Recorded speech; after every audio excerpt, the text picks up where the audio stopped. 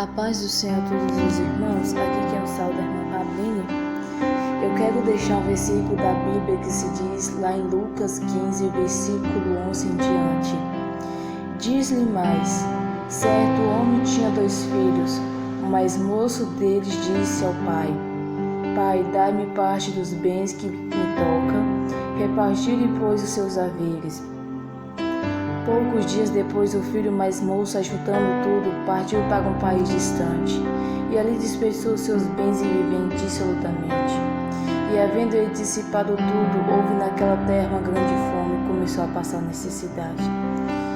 Então se foi encontrar-se um cidadão daquele país, o qual mandou para os seus campos apacentar porcos. Desejava encher o estômago com alfarrobas, que os porcos comiam e ninguém alivia nada. Caindo, porém, em si, disse: quantos empregados de meu pai têm abundância de pão, e eu aqui pereço de fome.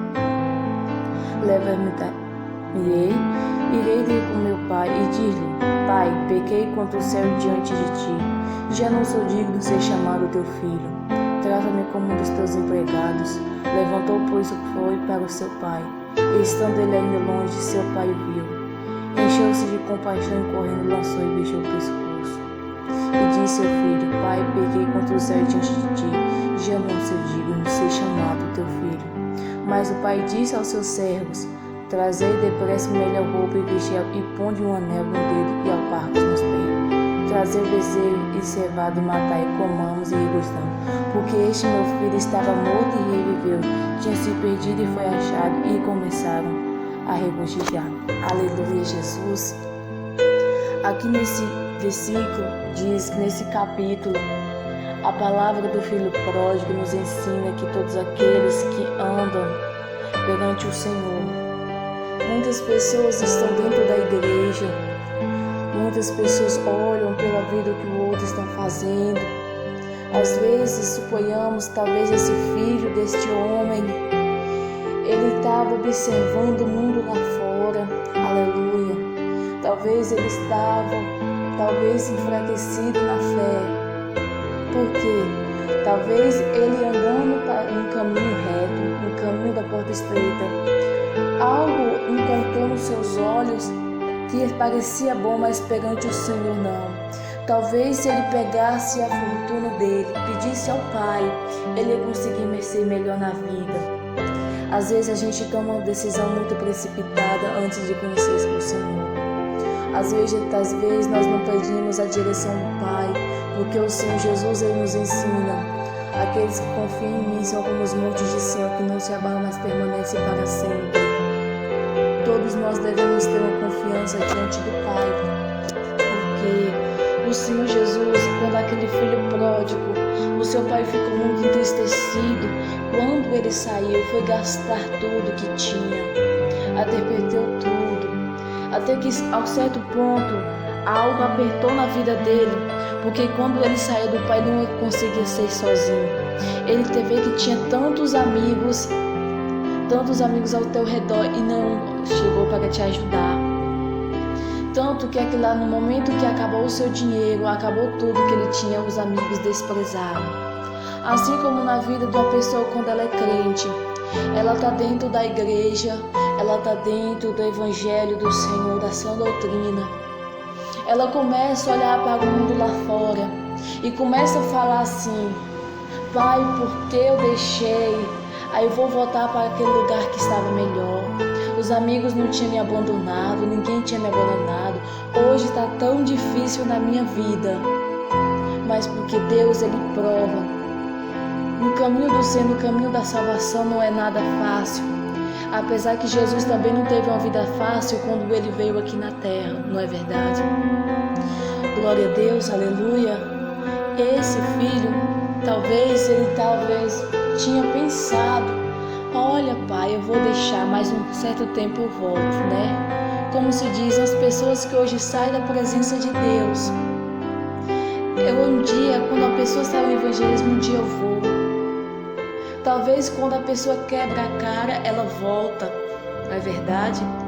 Talvez quando ela pensa assim, tá tudo difícil. Deus, você sabia, irmãos, que Deus ele permite permissão na nossa vida para a gente endireitar na vida do Senhor? Porque quando a pessoa sai da presença do Senhor é uma coisa terrível. O mundo, ele não tem nada a nos oferecer. O mundo, ele é passageiro. Quando a vinda do Senhor Jesus voltar, o Senhor Jesus, ele vai vir arrebatar a sua igreja.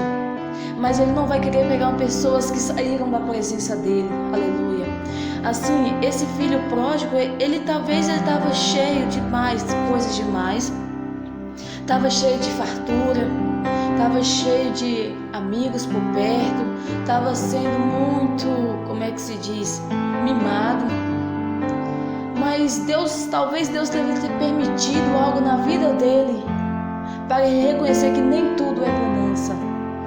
Porque se a gente prega a rosa, a gente tem que pregar os espinhos. Não é verdade? Não existe uma rosa sem espinhos. Não é verdade? Porque talvez o que machuca na nossa vida é a exaltação, a soberba e a vanglória. Por isso que todo dia a gente tem que pedir o Espírito Santo na nossa vida para não deixar a vanglória entrar no nosso coração e a soberba. Porque a exaltação, ela leva o homem à queda. Assim como o Senhor Jesus nos disse, aquele povo de Israel, o Senhor Jesus andou diretamente com o povo de Israel. Deus foi capacitando, foi dando. Mas na hora que chegou, Deus apertou um pouquinho para ver se eles eram fiel, assim como Deus fez no bezerro de ouro lá. Naquele mesmo instante, o povo começou a adorar aquele bezerro de ouro e começaram a deixar Deus de lado. Assim, Deus estava provando se aquele povo era temente a Ele. Assim, mais uma vez, o Senhor Jesus caminhou com o povo de Israel.